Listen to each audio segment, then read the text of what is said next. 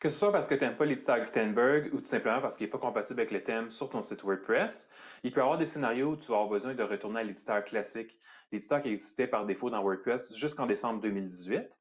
À partir de décembre 2018, l'éditeur classique a été remplacé par l'éditeur Gutenberg. Alors aujourd'hui, je vais te montrer comment installer et configurer l'éditeur classique sur un site web WordPress.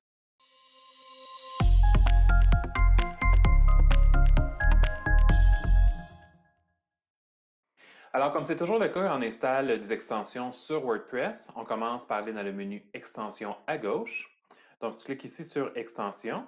Ensuite, ça, tu cliques sur Ajouter. Et puis, dans la boîte de recherche, tu dois taper Classic Editor en anglais. Pour une raison que j'ignore, quand on tape éditeur classique en français, il ne trouve pas. Donc, on doit taper Classic Editor.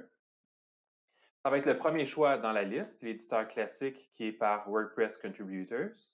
On clique sur Installer.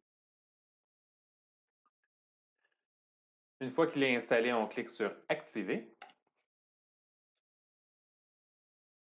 Puis une fois qu'il est activé, on peut aller dans les réglages, soit via la liste des extensions ici, quand on clique Réglages sous Classic Editor. Et puis on a deux options possibles. On peut indiquer que pour tous les utilisateurs du WordPress en question, l'éditeur par défaut, c'est l'éditeur classique ou le nouvel éditeur. Le nouvel éditeur, c'est l'éditeur Gutenberg qui est sorti en décembre 2018. Et puis, on peut aussi permettre ou pas aux utilisateurs de changer leur éditeur par défaut. Donc, si jamais plus tard, tu veux venir modifier ces options-là, on les retrouve ici dans le menu Réglages sous Écriture. Donc, on clique sur Écriture et puis ça nous ramène sur cet écran-là. Tout simplement, la partie ici n'est pas en bleu, mais c'est les mêmes options.